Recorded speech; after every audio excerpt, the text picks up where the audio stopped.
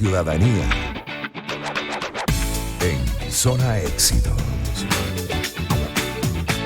Y la cápsula de ciudadanía de hoy tiene que ver con la educación pública o la educación subvencionada y subsidiada. Para hablar de este tema saludamos a María Verónica Torres, constitucionalista, politóloga y profesora universitaria. Bienvenida, María Verónica. Bienvenida, un gusto conversar contigo. Hola, buenos días, Adriana y Lila, ¿cómo están? Muy bien, en Venezuela están las dos opciones. Si usted quiere meter a su hijo en la escuela privada, puede hacerlo, pero también está la oportunidad que dan algunos colegios de esa enseñanza gratuita, que aunque en este momento está muy mermada por las bajas condiciones salariales que tienen los docentes, existe y cientos millones de venezolanos pasaron por esos colegios públicos.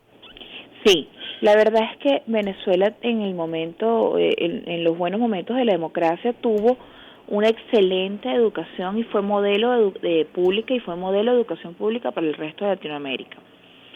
Nosotros tenemos unos colegios en cuanto a infraestructura, unos colegios públicos que se han mantenido en el tiempo y son unas infraestructuras muy buenas, muy bien pensadas y bueno, y eso lo debemos un poco tanto a Pérez Jiménez como a la democracia, ¿no?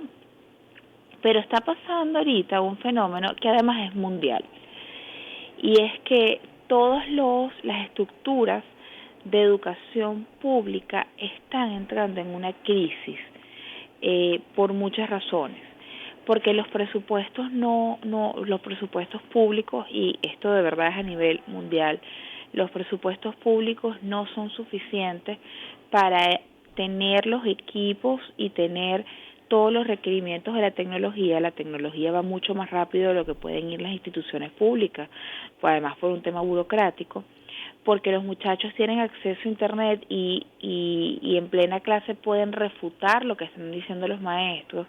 Entonces los maestros tienen que tener un nivel mucho más elevado del que tenían antes, y porque además con la pandemia los muchachos se acostumbraron a ver clases en la casa, ¿no? Entonces a nivel mundial se está dando este nuevo fenómeno que es la educación privada a muy bajo costo, y son unas especies de tareas dirigidas o clases privadas que dan los mismos profesores de colegios públicos en sus casas o en institutos distintos o en los mismos institutos pero en las tardes. Después de la pandemia en Venezuela, bueno, y en todo el mundo, pero en Venezuela ha sido muy difícil recuperar las estructuras de los colegios porque las estructuras van perdiendo capacidades, pues hay salones cerrados por temas de humedad, las instalaciones no están del todo prestas para que los muchachos estén ahí. Entonces las maestras han ido adoptando este tema de migrar la mayor carga educativa hacia tareas dirigidas. Este es un fenómeno que empezó, como les digo, a nivel mundial en África, donde el tema de la educación es un tema tan costoso para los padres, porque sí, son colegios públicos, pero el uniforme no es público. Los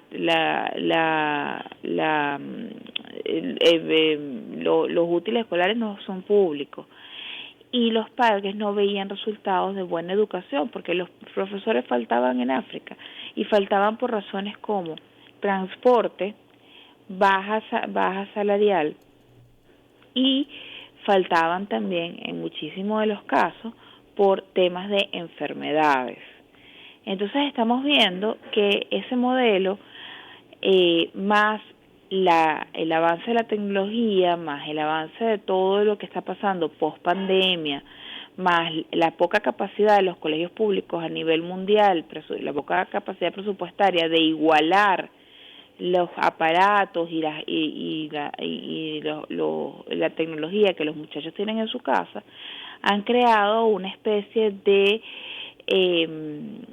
respuesta en la educación a muy bajo costo privada. ¿Qué es una educación a muy bajo costo privada? Es una educación impartida por las mismas maestras de los colegios públicos si bien no se puede en el colegio público por transporte, por uniforme, por útiles escolares, por todos estos gastos adicionales, en las casas o en algún otro sitio, y con un costo que va desde los 3 a los $5 por niño mensualmente. Ahora, María Verónica, ¿cuál es el modelo económico? ¿Cómo se financian o se subsidian estas instituciones para garantizar que sea un monto accesible para aquellas personas que no tienen la capacidad de costear educación? Ese es un problema que se planteó en África y que lo resolvió un estudioso de este asunto de la educación a bajo costo que se llama James Tully. Él planteaba que había dos maneras.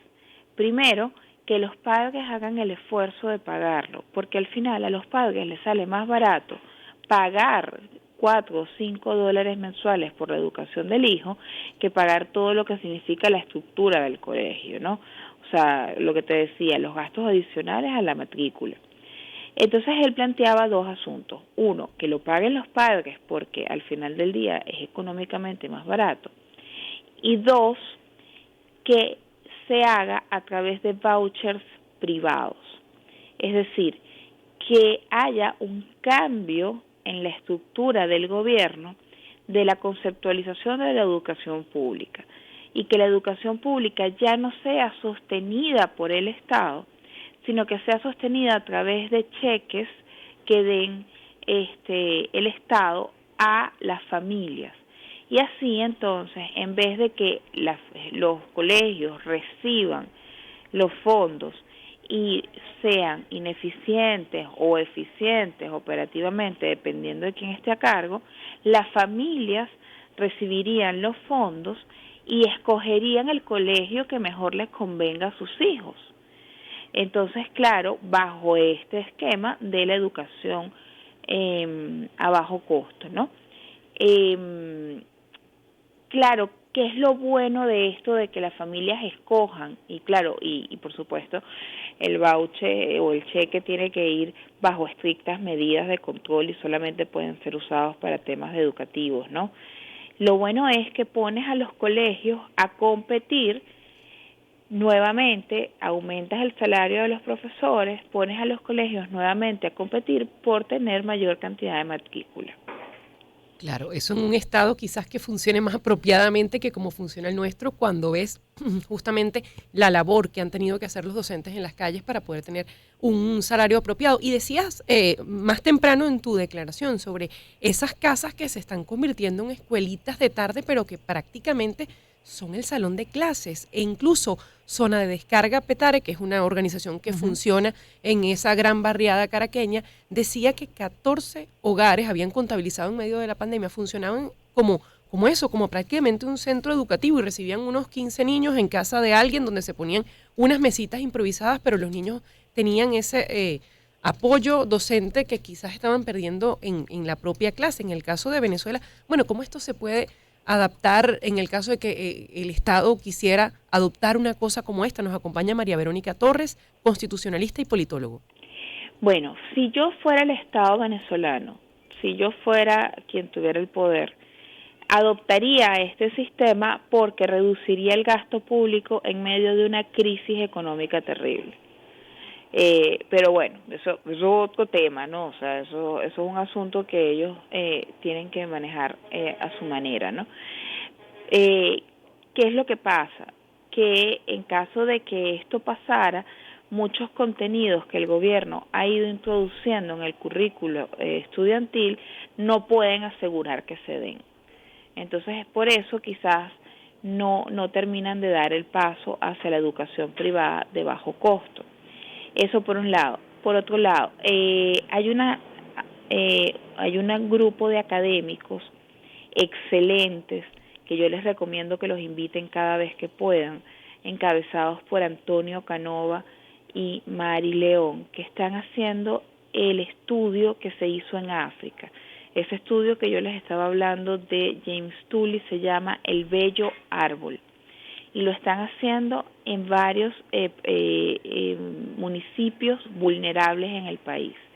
Tienen unas estadísticas preciosas y mi idea es abrirles las puertas cada vez que pueda en todos los espacios porque están haciendo cosas espectaculares.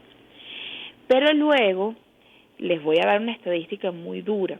La semana pasada estuve reunida con la Comisión de Educación de la Alcaldía de Baruta, del Consejo Municipal de la Alcaldía de Baruta, y en Baruta, que es un municipio que no tiene las barriadas de Sucre y que está en la capital, en las 8 escuelas municipales públicas, o sea, municipales, se está dando clases a un promedio de 2 veces a la semana.